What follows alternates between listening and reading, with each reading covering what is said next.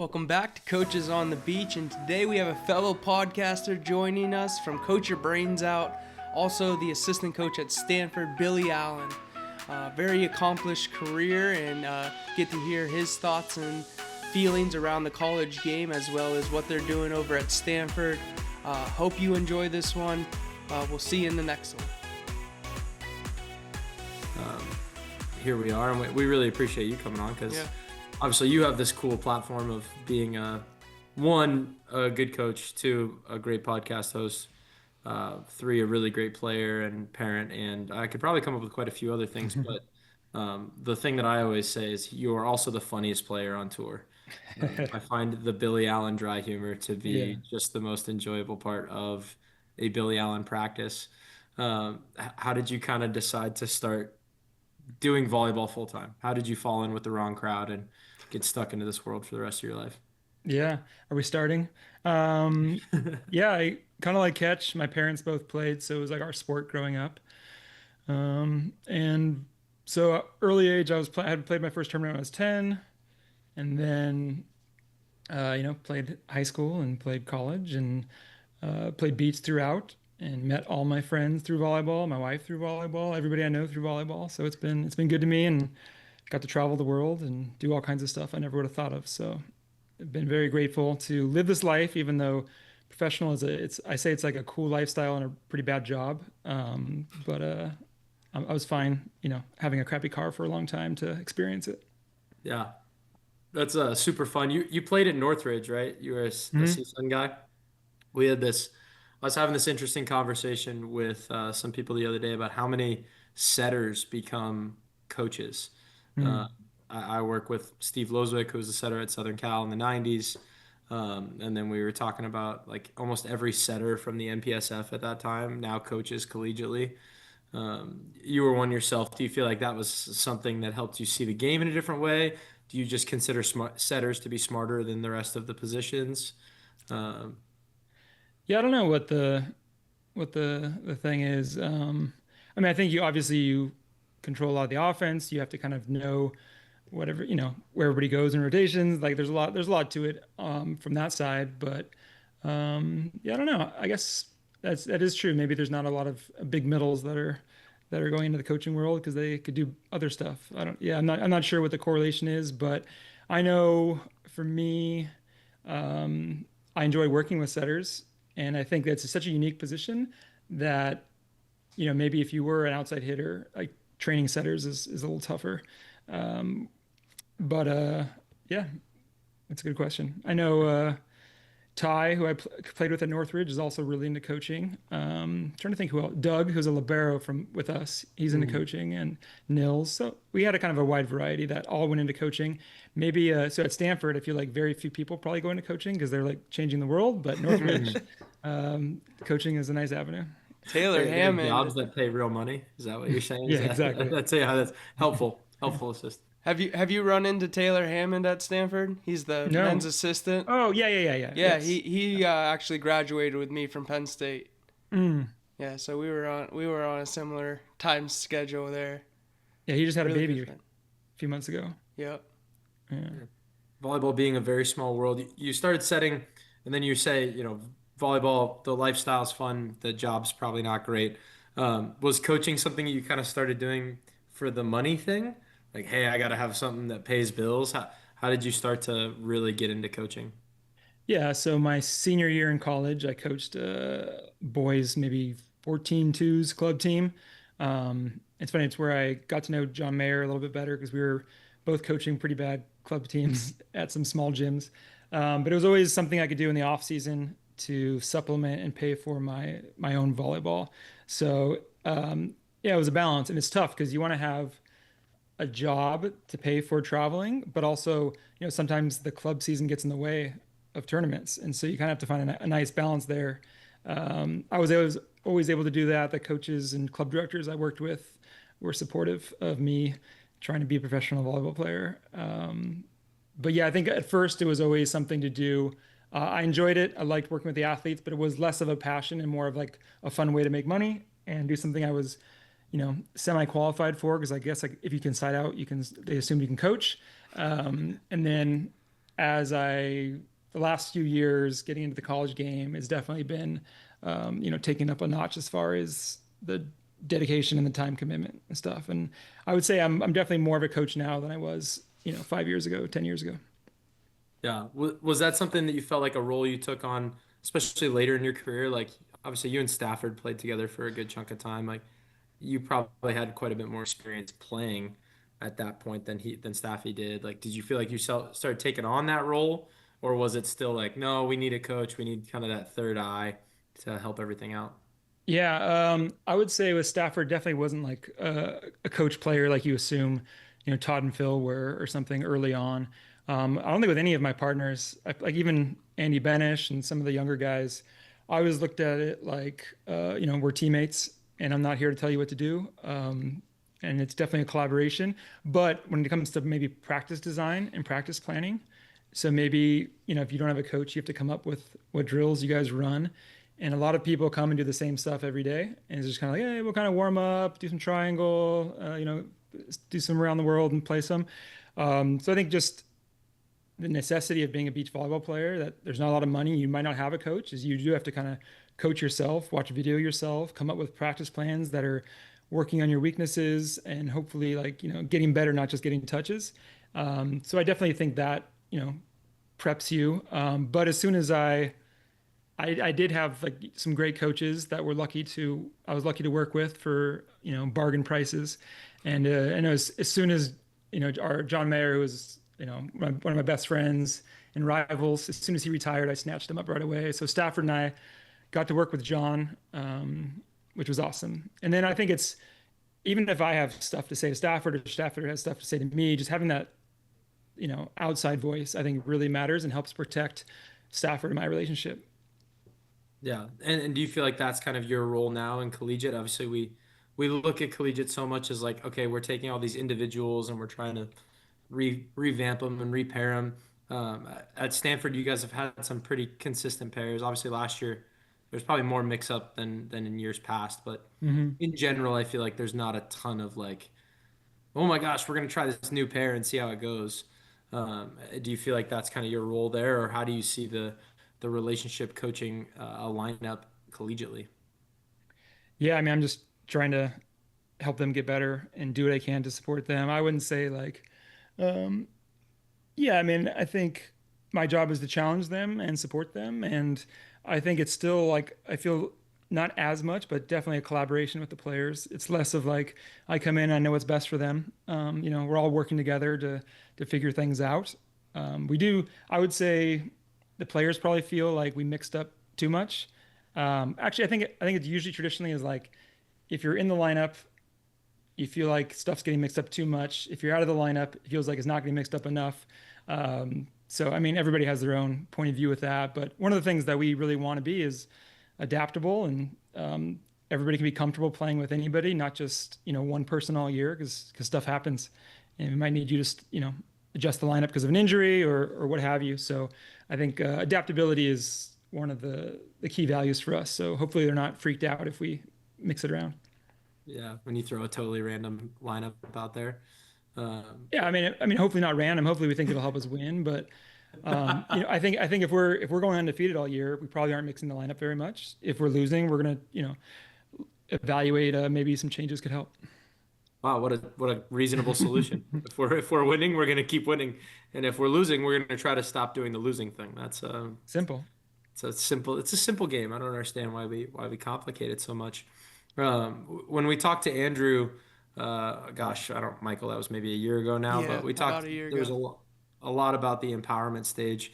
How have you kind of come from obviously an athlete who's very empowered in your own practices to Mm. then coaching, an indoor team at Cal, and then now going to this beach side? How do you feel like that empowerment one affects the athletes in both many positive and negative ways, but then also as a coach, how do you manage that perspective? Because I doubt it's how you were coached very often especially when you were in college.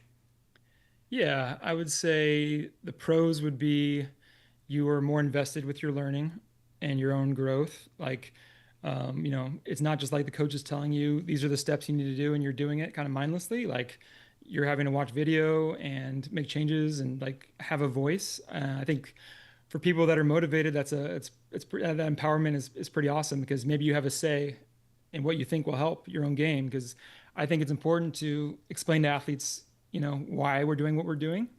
And so if an athlete is questioning, I think it's a good sign. On the flip side, maybe a con would be it's not so clear cut, right? Sometimes you want just like, hey, tell me what to do. I don't want to think about it. But we think, you get better by thinking for yourself and solving problems. And so maybe, you know, it's less of a straight coach gives me all the answers, which could be uncomfortable for some people to have to, self-organize. But I think at the end of the day, like we want players out there that are able to problem solve and adapt. And I know the rules changed now this year for how much we can talk from the bench, but like, either way, Gulf Shores, 5 teams are playing at once. There's only 3 coaches. So I think if you're relying on the coach telling you what to do, you're going to be in trouble. Yeah. Yeah. Have you guys as a staff talked about your philosophy with the new rule out of curiosity?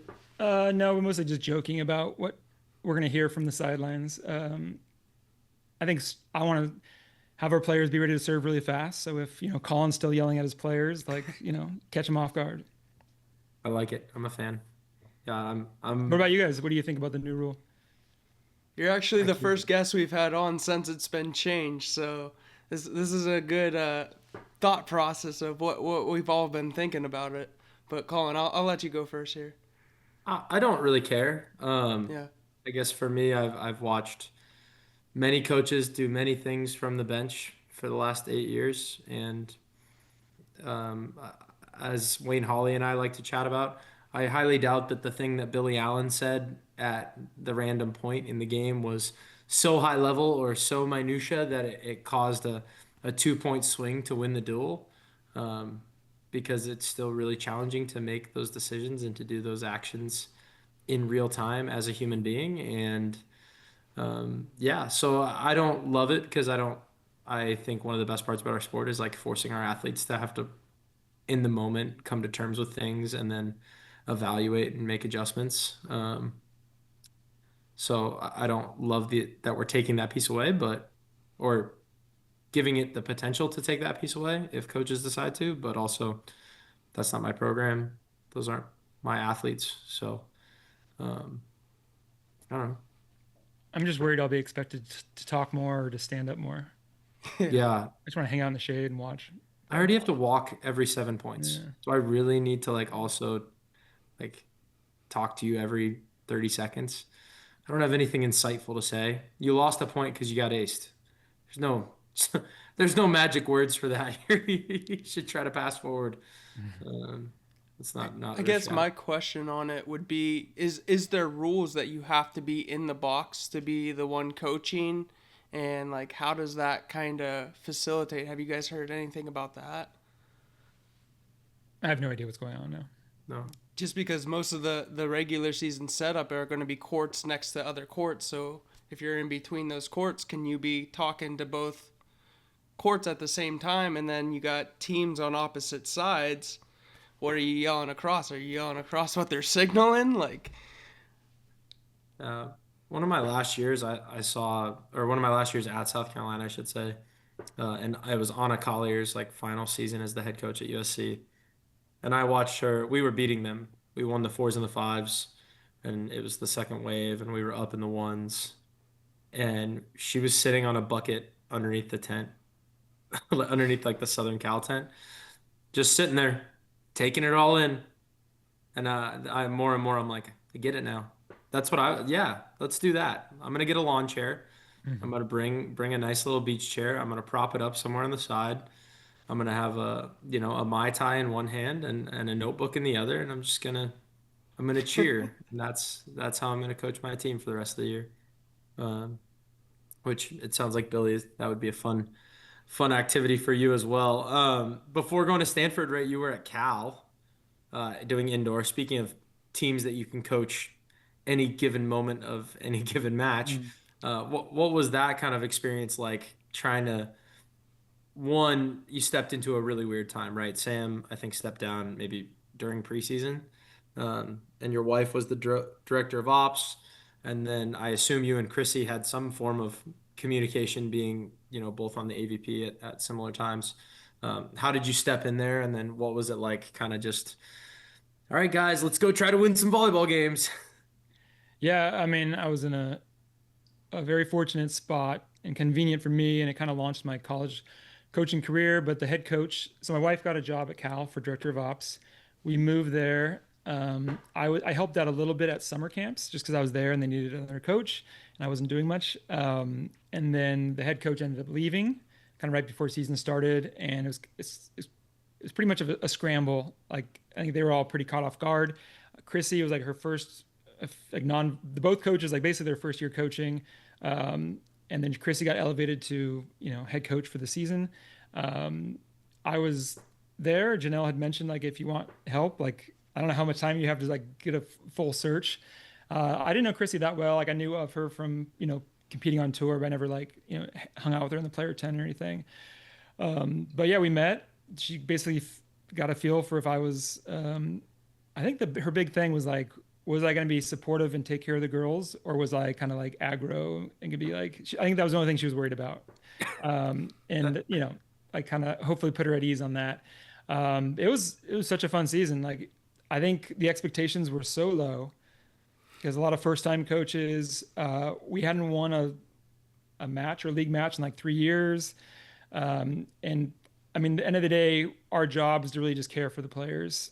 And I think we accomplished that, and they played great. We won a handful of league games. We beat USC, beat UCLA, beat some good teams, and it was a fun. We were all figuring out together, and we would collaborate a lot on practice plans. And I think Christy was very very open to I think we were all very different coaches, which at Stanford I feel like Andrew, and I are pretty aligned on just how we, our coaching principles and philosophy and personalities, maybe too much.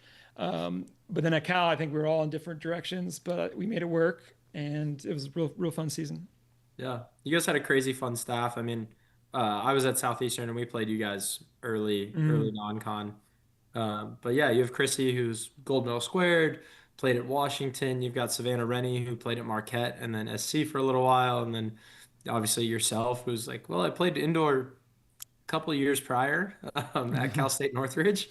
Haven't been long playing time before that. Yeah, it was nice as the before that, like the last 2 years in Idaho, I was coaching 18s, indoor team. So I think that definitely helped, kind of being at least around the game and indoor style. But to your point, like caring about the athletes being number one. I mean, you had the best season of Cal volleyball in 5 years. And it was as messy as it probably could have been, but really shows how much that investing in the people that you're around can lead to just good results on a volleyball court, which sounds so simple and stupid because it should be something to do with passing, setting, having some crazy strategy, but really it was just about caring. You mentioned that kind of kickstarted your collegiate coaching career. You and Andrew, I think, had known each other a little bit beforehand. So how did it come along that you were like, hey, I'm already in the Bay. Do you mind just letting me slide over, change colors?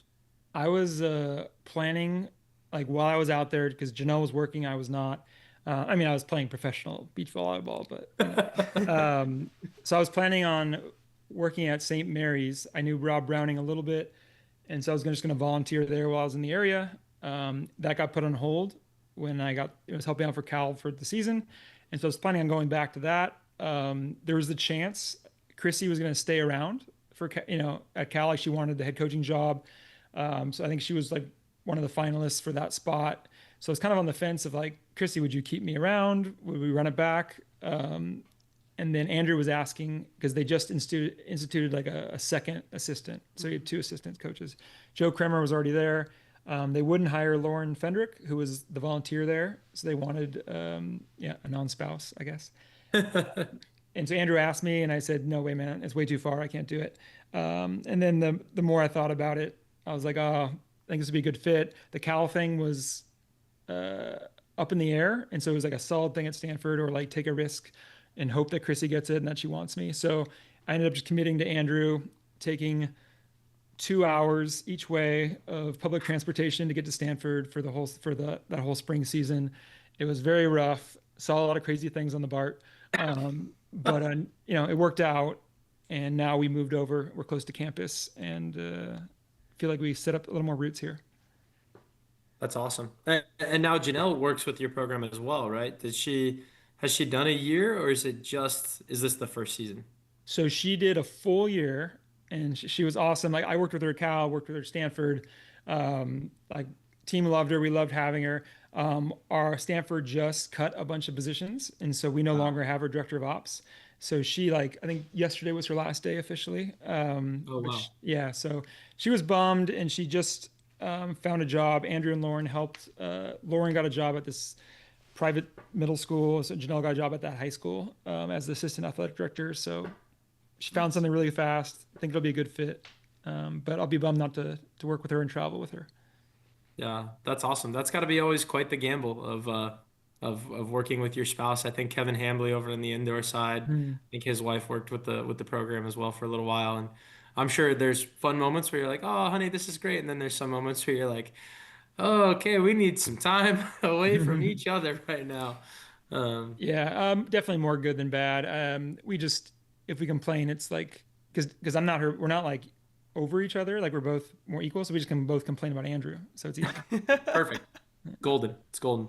Now being at Stanford, this is going into your second full year at Stanford, or third? Yeah, so third season, second fall, if that makes any sense. Yeah, because you got there in January of 24, right?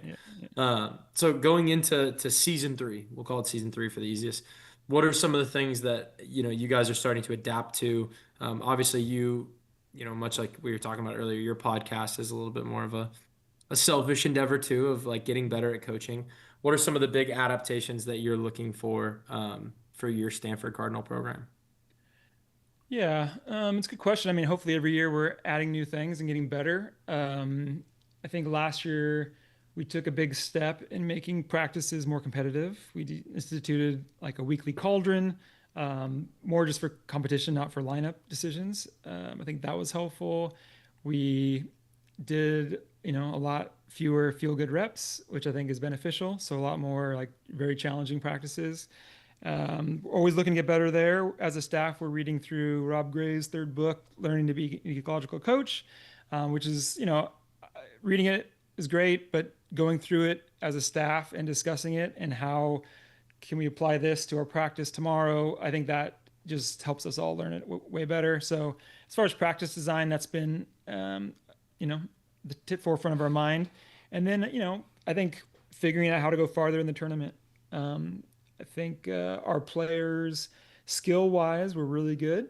And maybe just looking at who was in the finals last year, like it's two teams with a lot of experience and a lot of age and a lot of experience on big stages international. So we're just trying to encourage our players to play as much as possible over the summer and just get experience playing under pressure and those big moments. Because I feel like that might have been a big separator for us. And hopefully, as we're aging up into our lineup, we can both push that as coaches and they can, rely on that more that they've been in these situations. Yeah, it's nothing quite replicating being in a do or die 15-point set, quite like being in a do or die 15-point set as many times as possible. Yeah. And it helps if you played in the Olympics and then you come back and play in a little college tournament. Anytime you can play on big stages, I think it just, helps you grow. It helps being 4 or 5 years older than your competition as well. If you can be 25 and they're 20, I think that's a nice benefit as well. I was way better at 35 than I was at 20. So I can only imagine. Yeah. How often, when you guys are picking those books as a staff, right? So obviously Rob Gray's Ecological Dynamics, that's a lot about learning pathways, and it's probably more on the physical side, if I had to, generalize it in a way.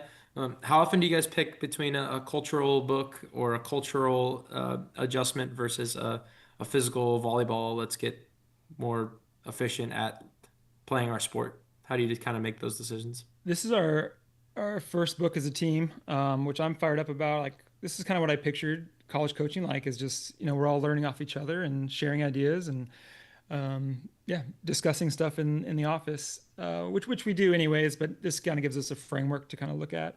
But one of the nice things about Stanford is you have a lot of, really smart people on campus. And so Andrew does a really good job of bringing in professors or speakers to come talk to the team. So we have had people come and talk about whether it's culture. We had a great Matt Abrahams, who does his own podcast, came and talked about communication and conflict, which was awesome. So we're constantly trying to learn and bring in people to help us. So as far as balancing culture and balancing maybe more practice design, we try to soak it all in. I feel like the team and what Andrew's done with this team has been awesome as far as culture. And it's not to say we shouldn't do stuff to get better, but he's just done a great job with just making them feel valued, player autonomy. I mean, being at Stanford helps because it's a great school, but we never have any turnover. It's just really cool to be part of a program that is just so consistent with the roster. Getting to build not just the athletes, but also probably from a staff and support staff standpoint. Obviously, be your third year. I think it'll be Joe's third year as well, right? Like she just probably got there the fall prior, if my math's Yep. properly. Yeah, and Joe's the best. So we're really grateful to have her. Yeah. It's got to be great knowing that, hey, Andrew, Billy, Joe are going to be here. I'd imagine your support staff probably stays relatively consistent. Are you guys, when you talk about reading a book or doing things as a group, how often are you meeting as a whole staff and kind of going over the direction of the program? Once we're going with school, which school hasn't started yet, we meet every Monday. We do just a performance meeting where it's, sometimes things can be siloed where the weight coach doesn't know what the athletic trainer is doing, doesn't know what we're doing at practice. So this is a way to loop everybody in. Sports psych, if they're around and available, just kind of have a meeting and it's hey, injury report, what do people need? Who's hurt? How do we need to cater practice to them? And just kind of go through all the different stuff. When Janelle was around, we talk about travel, itinerary, just we're all in the room together. So everybody's on the same page and nothing falls through the cracks. And then so our strength coach knows what, Colin's working on at practice and needs to get stronger at or whatever. So we're all kind of as a holistic, building those players up. That's awesome. Is there, this might be an awkward question. So I think Perfect. You'll like the challenge. So I'm ready. If you were the head coach, what's something that you would do differently with the program right now? That's a good question. I mean, something I think about a lot. I actually we had Dan Meskey on our podcast. It hasn't come out yet. But from Louisville. So I'll give you the secret. Breaking news. Yeah. One thing that he said that I really liked was because he was an assistant at Louisville for a long time and he just got the transition to the head coach. Is he kind of in a way saw himself as a head coach as far as the role and responsibility he wanted to put in. And so that's something that's challenged me a little bit is not just to rely on Andrew, but if I think of something could be better or different, hey, I have just as much of a voice and I'll put it forward instead of just following his lead at all times. So I wouldn't say there's if there's anything I think I would do different, we'll do it this year, Okay. All right. Instead of just being silent. If I think something could be better, one of my own personal challenges is to speak up more. And if I see something, I think when I first started, it's really hard being what's the role of an assistant coach? Yeah. How can I be supportive to the head coach? But also push back when I see something. And not that there has been much, because I think, like I said, Andrew, Joe, and I are all very aligned. But as far as what I would do different, if there is something, I'll make it happen. Love it. That should be expose number one as to empowerment and ability to feel welcome and open and doing all those things. Cause that's a pretty cool. I'm sure there are lots of assistants that wish they felt that way in their world. Hopefully nobody on this podcast has an assistant coach that feels that way. So yeah. What do you guys do to empower your assistant coaches? I make them make all the decisions. I don't want to choose anything. So I just throw everything to her, be here, go for it. No, we're going through a new experience right now because we just hired an assistant coach, and so she's a whole 2 weeks in, and so there's a lot that she's learning, and I think our conversations have been challenging to some extent because I'm not sure there's some things that she's ever been asked about before when we're thinking about them, and so getting more to a point where she feels comfortable, not just expressing an idea, but then also maybe defending that idea when it's challenged by myself or a player. How do I kind of have some reason behind this and back it up and not just give out the "because I said so" answer. Yeah. I think for me, like with my assistant coach, she had a pretty crappy last year with her head coach. Thanks, man. It was one of Colin's She players. played for me at Coastal. So. But she coming in, like she didn't really understand the whole coaching side of things, the office work and everything that goes in, all the decisions that go on behind the scenes. So what I did the first year last year was just kind of throw a little bit of everything at her and see what she really picked up and took and ran with and could have some more responsibility with. And then from there, she really likes the training side of things. She likes the technical aspect, and she wants the competitive side to come out because she was super competitive as a player. So she's done a lot of the training for us. She's primarily in charge of making our practice plans and kind of filtering all the training for us. And she's done a great job through the start of this fall and has really kind of gone above and beyond what I would normally want from her, and it's been absolutely great. But empowering her in something that she's loved to do, with having more of a say, I've heard her voice more often. At our first practice, she was the one coordinating and running things, and it ran really, really smoothly. So just giving her that space of something she's enjoying, as well as something that she's super passionate about. Yeah, I've been around programs or known of programs where, the head coach is God and the assistant coaches just do their one little job, and it's very, very structured and it works for them. Andrew is really good at, allowing us to step in and like leans on us for stuff, trusts us.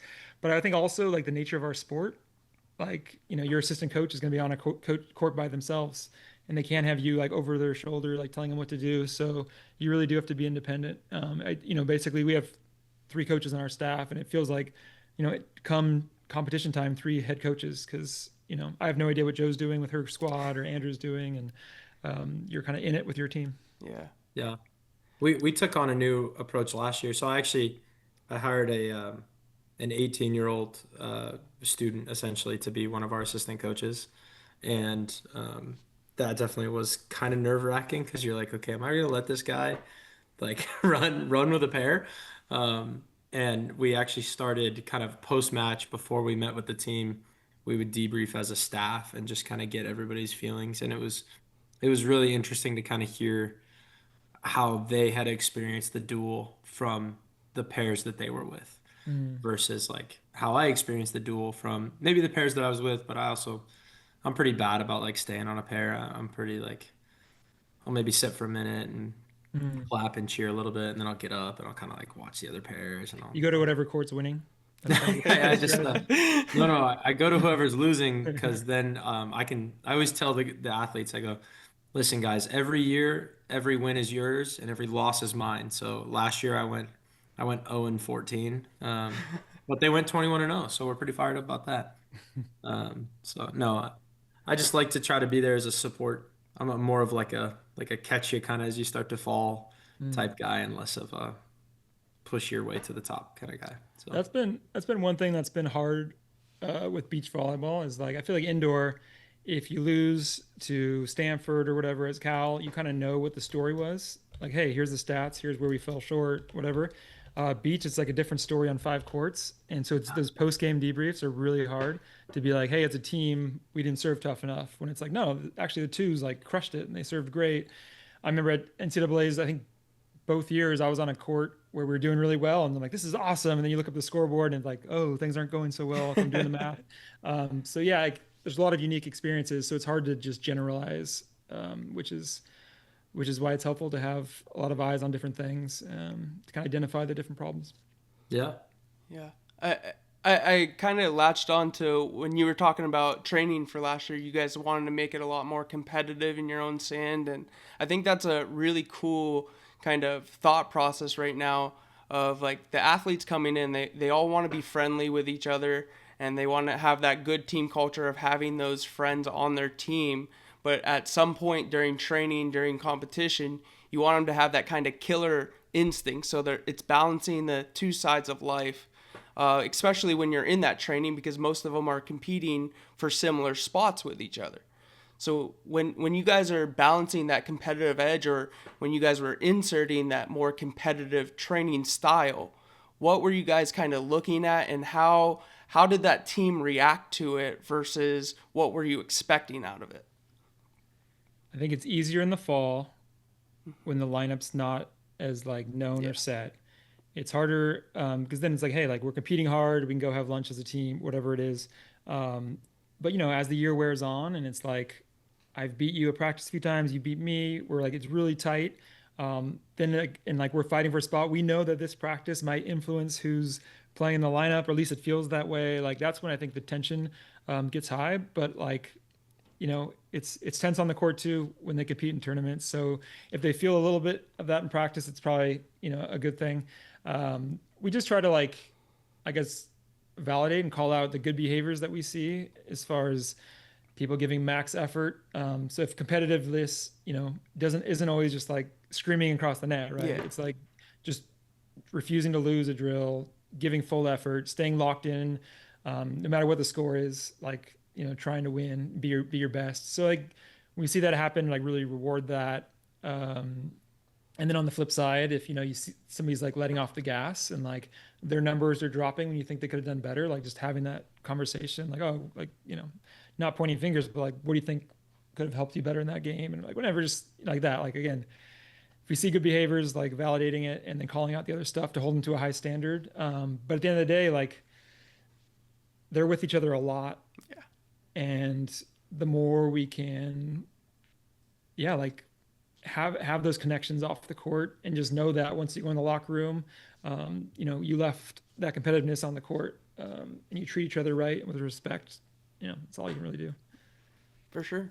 That's kind of what we're in the process of. Last year we didn't have a great season. We only had 10 players all spring, so it was battling with injury and such. But going through that competitive edge process, I think that's going to be a turning point for our team, and kind of directing it towards this next year. So just kind of getting the idea of how you guys made it so competitive, and it showed on the court, and you guys did win the conference championship and were able to take it a long way.